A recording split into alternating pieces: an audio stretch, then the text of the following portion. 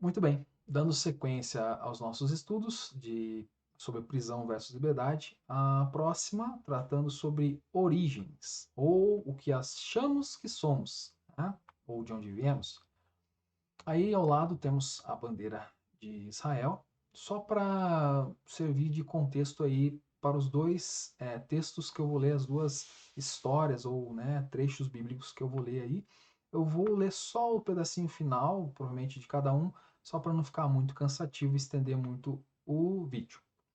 O primeiro está relatado em João 4, do 1 ao 10, onde menciona uma ocasião quando o Senhor Jesus estava andando, né? Ele estava indo para a Galiléia e se chegou a uma cidade samaritana.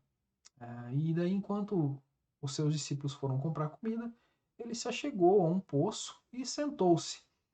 E enquanto ele estava sentado nesse poço, veio uma mulher samaritana para pegar água ali, e, né, ao meio-dia ali e tal, ela veio para pegar água.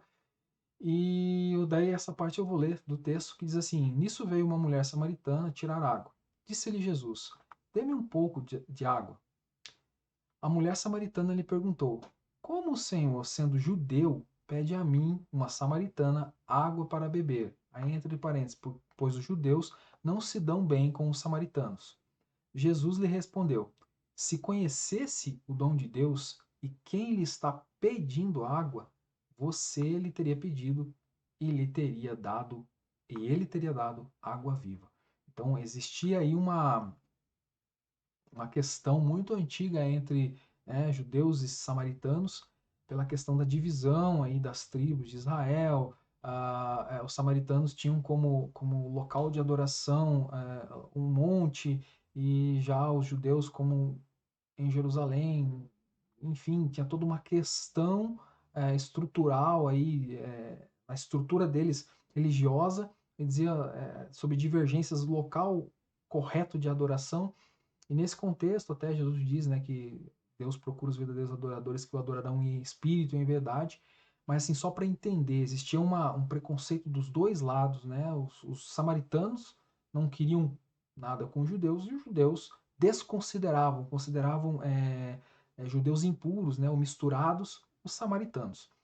E agora um próximo texto que eu vou ler é em Lucas 10, do 25 ao 37. Eu vou ler aqui, vou ler esse texto inteiro, só para a gente entender o contexto de um religioso, né? Certa ocasião, o perito da lei levantou-se para pôr Jesus à prova e lhe perguntou: Mestre, o que preciso fazer para herdar a vida eterna? O que está escrito na lei? Respondeu Jesus. Como você a lê? Ele respondeu: Ame o Senhor, o seu Deus, de todo o coração, de toda a sua alma, de todas as suas forças e de todo o seu entendimento, e ame ao seu próximo como a si mesmo. Disse Jesus: Respondeu corretamente. Faça isso e viverá. Mas ele, querendo justificar-se, perguntou a Jesus: E quem é o meu próximo? Em resposta, disse Jesus: Um homem descia de Jerusalém para Jericó quando caiu nas mãos dos assaltantes.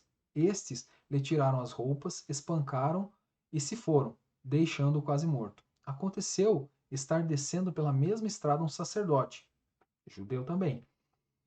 Quando viu o homem, passou pelo outro lado. E assim também um levita. Quando chegou ao lugar e o viu, passou pelo outro lado.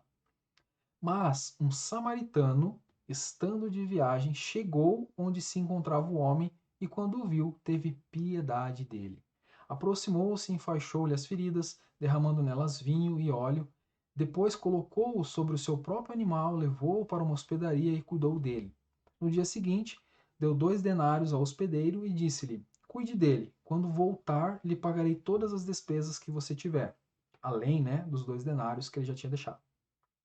Qual desses três você acha que foi o próximo do homem que caiu nas mãos dos assaltantes? Isso Jesus perguntando. E a resposta: aquele que teve misericórdia dele. Notem, ele falou aquele que teve misericórdia dele. Ele não citou o samaritano. Tamanha era a repulsa que eles tinham, a desconsideração que eles tinham pelos samaritanos. Respondeu o perito da lei. Jesus lhe disse: Vá e faça o mesmo. O que eu quero demonstrar aqui? Muitas vezes nós, como seres humanos falhos que somos, temos o costume de achar que se temos origem numa família rica, se temos origem numa família de nome, de renome, ou se viemos de um lugar mais abastado, de uma linhagem considerada, né, como os arianos consideravam-se superiores, ou enfim, achamos que somos melhores do que os outros. Se hoje temos condições de vida melhor, achamos que né, as nossas origens, a nossa parentela, nossos pais nos deram isso, somos melhores do que os outros.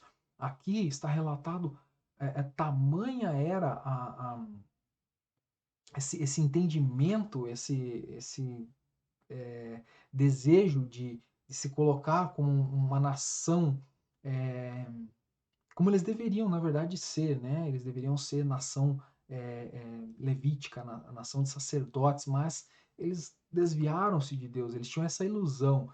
E a ideia nunca foi ser e desconsiderar os que não são, mas sim ser uma nação sacerdotal para abençoar as outras nações. Então, precisamos entender que não devemos ser prisioneiros daquilo que achamos que somos. Devemos entender nossa posição. Aqui, o samaritano que era desconsiderado pelo judeu, pelo homem da lei, ele foi reconhecido pelo próprio, no contexto apresentado por Jesus, como aquele que era próximo do homem que foi ajudado. Então, quer dizer, não são as nossas origens, não devemos ser apegados a. Vamos trazer para um contexto de hoje, vamos trazer para a nossa realidade.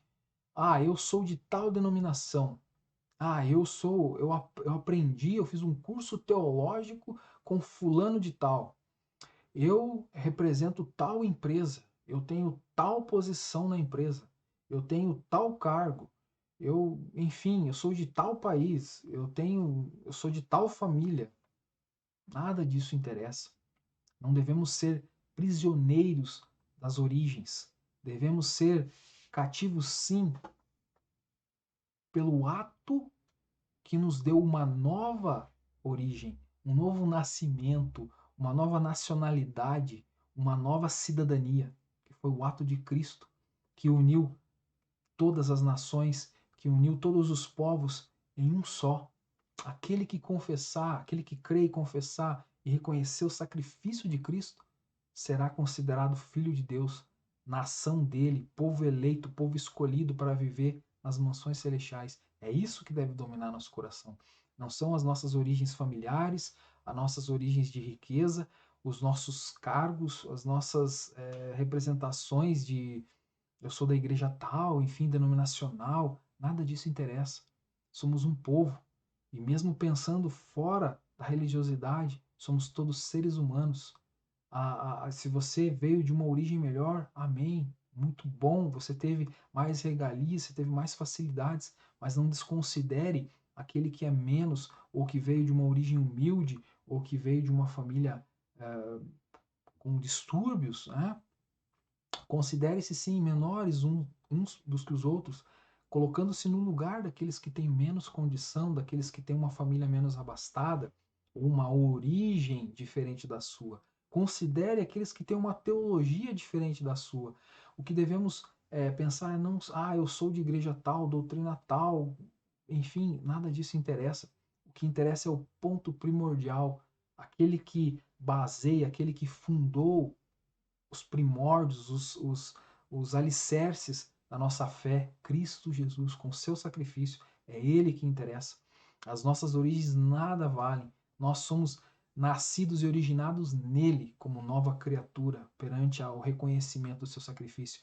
Então, nada mais interessa.